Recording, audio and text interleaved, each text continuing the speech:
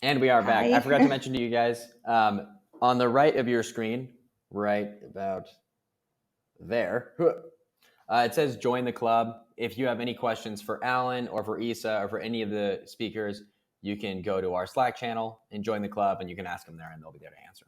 So, like I said, now we are joined by Suela Isaj to teach us about end-to-end data flow visibility. I'm excited about this one just because it's such a hard thing to achieve, and I had so many stakeholders that were just like, show me everything. Where's the data coming from? Where does it end? How do you figure out everything? Like, they always wanted proof that I was organized and that I knew where everything was. And so I'm really excited to hear from Suela, who has so much experience with this. So with no further ado, Suela, the floor is yours. Thank you. I'm so excited to speak today about end-to-end data flow visibility. I'm Suela Isaj, and just a short bio about me. I did my bachelor and master in University of Tirana, and then I did a master IT for business intelligence in 3 European universities. Then I followed my PhD, a joint PhD in computer science from Aalborg University and ULB in Belgium. I have worked as data quality and risk system specialist at Raiffeisen Bank.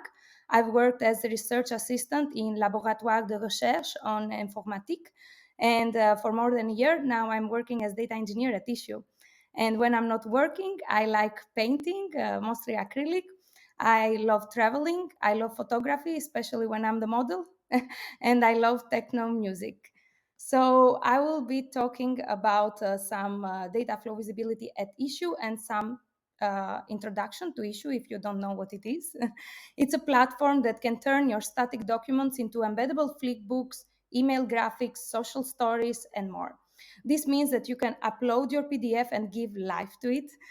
You can create these flipbooks, as you can see from the left side of the picture, or you can make stories out of it. And once you create it once, you can share it everywhere in your favorite social platform. You can see there is Facebook, LinkedIn, Pinterest, Twitter, and so on. By saying so, you can imagine how much content is created daily on Issuu. Is around 1.5 million content created monthly. And we have readers and creators from all over the world, really from all over the world. We have a pin everywhere in every country. And we have petabytes of data. So if you're curious to look what Issuu is all about, go to the website. It's free to upload your PDF and try some of our free features. So given all this amount of data, it's kind of easy to consider what is a data flow and data flow visibilities, how the data is flowing in all these platforms with so much content. Let's take a step back maybe first and say what is a data flow. Actually, it's this movement of data through software and hardware systems. And then we always talk about data pipelines, that is a set of tools, transformations, data processing that can enable the flow of data.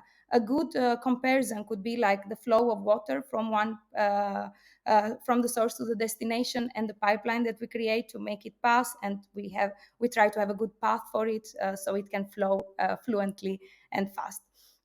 And then to have an idea how data flows actually are, we have we have different types of users with specific platforms. They can be on mobile, they can be on their laptop, and they interact with our OLTP systems. These are online transaction processing databases that interact, that keep the latest state of the business. These make sure that we record the business that is happening. We make sure that they are responsive and they satisfy all the needs of the user that are to interact with the Issuu platform.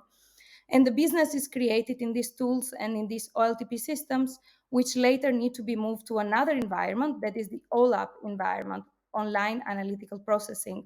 I'm putting a cloud on the data lake because I don't want to be very specific. It can be anything you want, as long as it can store all this historical data.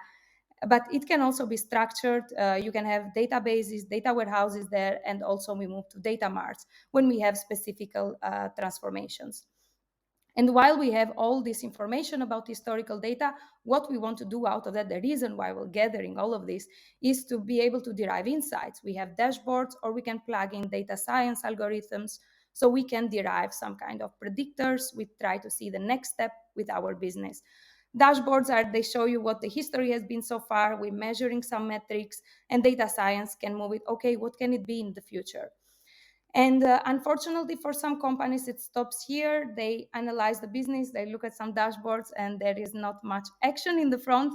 So that's why a lot has changed with reverse ETL, is this actionable data that now you're going to bring back to the source where the user interacting, where all our sales team, marketing team, they interact with the tools directly with the user. And we want to bring these insights there so we can take the best decisions.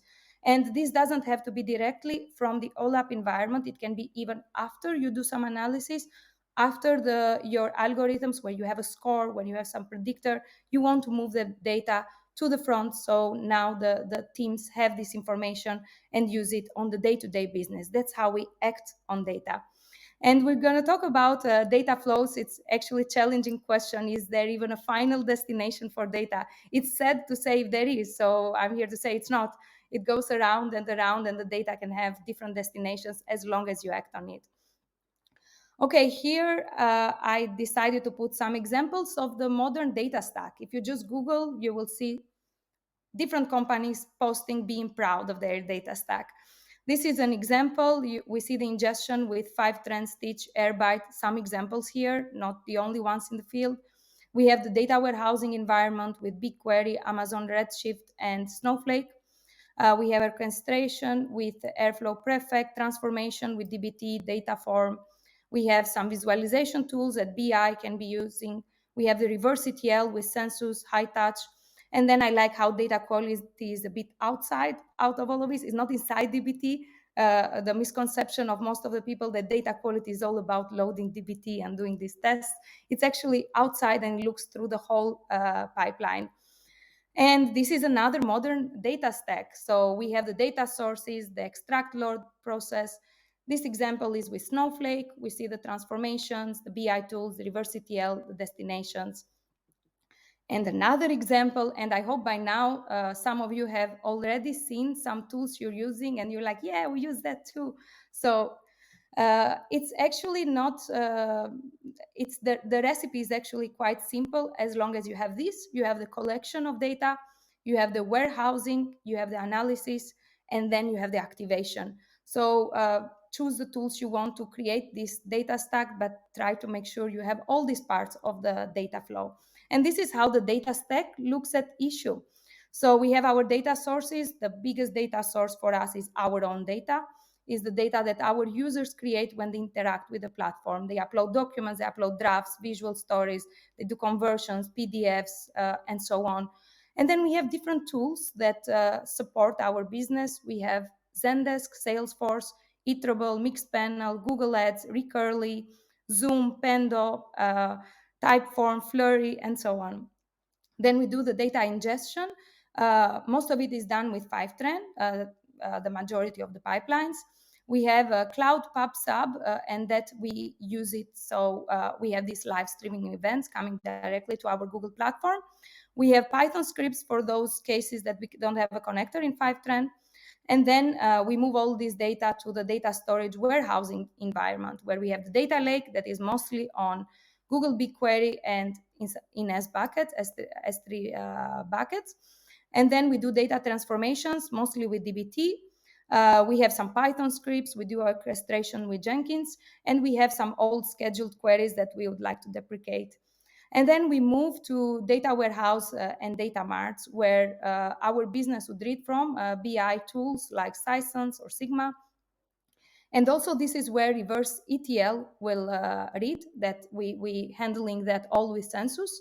And Census brings data to some sources, Mixpanel, Salesforce, Google Audiences, Facebook Audiences, Pendo, and Iterable. So on this whole stack of tools, it's good to have a good visibility of the whole data. And these are different pillars I will be talking about: of data completeness, that the data is not weirdly disappearing somewhere and you don't find the right amount of data points in the destination. Data correctness, that the data that you see in the destination has the correct values, the ones you expect to see.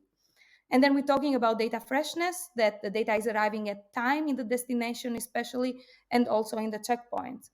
And data lineage, that we are able to track the history of the data to find the origin of it. And how do you debug a stack of tools? That's the biggest problem. We put all these tools together, they talk to each other, but how do we see the whole data flow of them? And where can I check these quality dimensions? And the fact that you have a modern data stack, I'm very sorry, but it does not guarantee you have data quality. That needs extra effort, having this checkpoint and making sure you have the right numbers in the right checkpoints of data. I will not talk much about data lineage from this slide and on, because this is a gift from dbt. We have tried to wrap our process end to end with dbt from when we take the data from the data lake up to the moment that census will pick them for the reverse ETL. So we are able to track for each and every piece of data where it comes from up to the raw data. So that is my first rule of thumb. Please make sure you wrap your processes pretty well so you can track the lineage.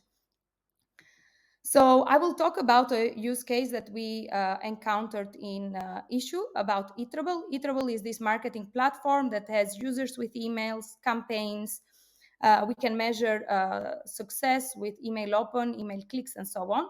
And Iterable is older at Issuu than our modern data stack. So this means that we have had different injection techniques over the years. That has been live streaming with Apache Kafka. We have batch jobs with Census. We have had manual imports. So at some point, this is how iterable data flow looked like. In the beginning, we used some queries with Census just to update some data. And then we decided, well, let's wrap it end to end this thing. So the data is coming now from iterable with all different sources that it has been injected. You can see here all the different sources, and it's coming to our storage environment with Fivetran. We start with 9 million users, which is just a portion of the users that we have on Issuu. And then we could see on our data lake around 16,000 unique users that then we put the DBT of Fivetran that are ready packages. And then after that, we ended up with 7.3 users. And then this 7.3, the data engineering team would take it, enrich it with other information, join it with other Issuu data, prepare it ready for reverse ETL, and then we would put the reverse ETL job. And that's where we understood something was not right, because 3.6 million of users were getting rejected. And at that point, we saw, okay, something has gone south here. So first of all, what we need to solve, find out the correct batch of users that needs to be synced. Seems like we were off. We had an idea that there were different users there that were live, and we going with another batch of users. And make sure that our sync is seeing all the users on Iterable. There are not users on Iterable that are not coming to our data lake and our data storage environment. Make sure that our users are being updated, so we don't have rejections. And also our sync took a lot of time, because since there were so many rejections, Census was trying to put them back again or write the logs. So a sync with failures is actually not a good sync. So we tried to improve also the efficiency. So I don't know if you use Census, I would highly recommend. So if you're actually using that, this is how will look a sync history. And you will see every day the history, how much of the data is rejected. And we started with Census around a year ago. And the first moment that I saw this data here, you can see it in the UI, I was like, oh, I really need this in my data warehouse so I can see what's the problem, who are these data points. And Census brought this as a feature. So this is how the schema would look in your warehouse, what Census would input. And then you would go with your status messages, check which is the rejected data points, and see what are the different errors. And we found different types of error. These are from different things. It's not just iterable. I wanted to bring some examples. Sometimes it cannot find the user ID there. Referential integrity is broken. There are duplicate cases, so it cannot update them. It could be that the data format is not great, so you have to prepare it better, and so on. So we actually follow the step-by-step iterative process to improve our flow, the whole flow of Iterable. So I will keep this picture always on the side, so you keep in mind what is the current flow. We have the process 1, that is Fivetran loading the data to the data lake. Process 2, that is the DBT of data engineering. And then we have process T, that is reverse ETL, updating the data to iterable. And then process 4 is census with reverse ETL, writing logs to our data warehouse. And then it's a process 5 that I will go to that later. In first iteration, we started with our biggest problem. We see these 3.5 million users that are failing to be updated, so we don't know who's really now on iterable. Our data lake believes that there are more than there are 3.5 million users more.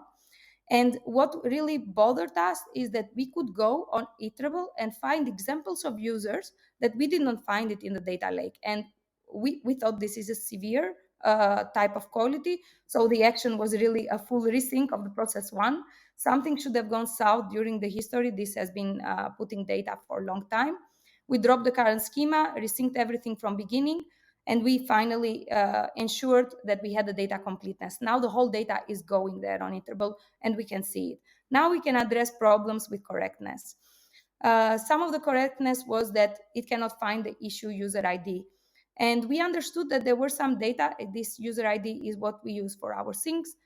There was some data that was missing it. So we ran a sync to put the user ID on those emails that were around on iterable without a user ID. And that helped with correctness and also with completeness, because the next sync now will see the data. Then we had the third iteration. When we put the user ID on these emails, now we have another problem. We have 2 records with the same user ID. This means that we have old emails that need to be taken out. But we saw that this problem was mostly created because iterable had 2 endpoints. One is for the bulk update, and if you use that one to update the email, then iterable will create another record. So that was something internal knowledge that maybe we had not known very well.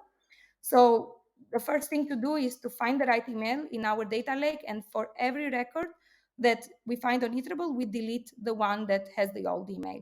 And then we made sure we informed census and also some of the teams in engineering department that were using the endpoints to know that, hey, if you want to update the email, use the other one, otherwise you will create this discrepancy. And this helped with data correctness. And the iteration 4, this was an interesting one, because the moment that you update data with reverse ETL, now more data has to be synced from process 1. So when process 3 updates or changes the schema, does a historical update, then process 1 gets slow. And if you wrap your data flow end to end, then you will cause a lot of delays in the whole data cycle. So we decided for that to create another thing. We called it the fast lane, because this one will create the users that were created the last week, for example. And we have some filters about if they have accepted promotion and so on. And if they have these filters on, then we would go and update them on iterable. And this was very good because we could also identify problems with some users that should have gone to iterable, but they were missing. And this is a process that another team was handling. So this helped with data freshness, so we don't experience delays, but also completeness. When we inform the other team that, hey, some data points are missing, we see them with the batch process. So the sync improvement was quite impressive. The old success rate was 38%, and we moved to 99%. And we improved in terms of effectivity and efficiency, effectivity with the first 3 iterations, and efficiency with the fourth one. Actually, the main sync that wraps everything end to end from 21 hours now is 2 to 3, and the fast lane one is just 20 minutes. So some learnings that I wanted to share with you, because I don't want the case of iterable to be a unique case. There are many learnings and how to apply it on other destinations. You decide yourself what reverse ETL will be for you. Maybe it's just a tool that you want to write some queries very fast and put some data out there for your marketing team, customer success to work fast. But in our case, we really used it to improve the whole data flow and to read these logs and try to see where we are losing data in the whole data stack. So you can actually take source A, pass it through your data storage, enrich it, and then bring it back all the data points to the source A. And that's where you see what your sync is not seeing anymore. That's when you can go debug at every checkpoint what has been going wrong and improve it. And other learnings that I wanted to share is checking on the reverse ETL logs. Have a field I'm coming up with this is paying Boolean. It's yes or no, and it's applicable to all your data. And have this data when you do the reverse ETL. So when you go directly to your tool, you can check if there are some cases that this field is not set. And that's when you know that there are data points that your injection process is failing. So that's where you know the worst type of error that is impossible to debug even with DBT or other tools. So have that in mind. Then another one is to check how many points are really being updated. Look at these rejections. You cannot ignore them forever. At some point, it's good to take some action and improve the correctness of your data. Check if you have duplicates, that you can also read it in the logs. Check if you have rejected values or data formats, that also help with correctness. So now the data is being updated in the destination. I would suggest have a clean end-to-end flow with no failures to improve efficiency. The moment that you have failures, then your sync will try to put them again, will try to write the logs of that. Just try to have it clean so freshness will improve on its own. And the other two are about the independent sync. I can address them together. This will improve freshness if you have another sync that is not related to your whole end-to-end pipeline, something that goes fast and makes sure that new data keeps being updated, and will also help you to check completeness. If this is a process that is not maintained by you, it's a live process by another team. And some other learnings through the whole data flow. I hope you're using DBT. I cannot recommend it enough. You really need to use DBT and wrap this stuff end to end so you can track the origin of your data. Use DBT tests for uniqueness and accepted values. You don't have to let it fail in the end. Just try to check this stuff during your whole flow. That can help definitely with correctness. Use source freshness in your different checkpoints to make sure the data is arriving. And check these different libraries, read data, great expectations, soda, because they bring amazing insights for data completeness, correctness, and freshness, and also anomalies and different pillars of data quality. However, have a good picture in mind, because this can be overwhelming. You put this tool and it's so much alerting, you don't know what you're measuring now. Have a good plan and then tune these tools to what you actually need. And explore the built-in tools of the features of each of the tool that you're using. Maybe some of the tools have already some type of monitoring. Make sure you're using them. And another thing is make sure you pay for a tool, you buy a tool in your data stack that shares the same values with you. If your tool does not care about data quality, they won't have logs to monitor it and so on. So make sure you choose the tools that you have the same values. So thank you. This is my LinkedIn. I would be very happy to connect. And if you have any questions, please feel free. Awesome. All right, audience, not muted this time, so that's a good sign. Suela, thank you so much. We had a few questions come in. First one is from Nishkarsh. I hope I got that name right. He says, how big is the data team at Issuu, and what modern data tools should an analytics engineer know? I only know DBT. Is that sufficient? Yeah, actually, our story is a bit interesting. We had a data team of BI people and data analysts for a long time, and the data engineering team is just 1 year. So we are three. It started with me, and we hired two more, and we're taking over so much of the data analyst jobs and trying to have this checked pipeline, put quality, and really elevate the transformations that they were down mostly like with exploration, with some personal accounts, something was failing. So now we're really trying to standardize everything. So yeah, we are just three. We're planning to increase. So what modern day tools? Yes, DBT. That's really the one that you should definitely know how to use. SQL, it's really important. I would maybe mention a bit Python if you are more of a challenging analytics engineer, if you really want to try some other packages that are a bit outside of SQL, some quality packages having these nice UIs. If you also like a bit the data ops kind of fields, you can also learn a bit of DevOps principles, learn how to learn Jenkins and other tools like that. So I would say DBT, the most important. The rest can come slowly. And this is my question.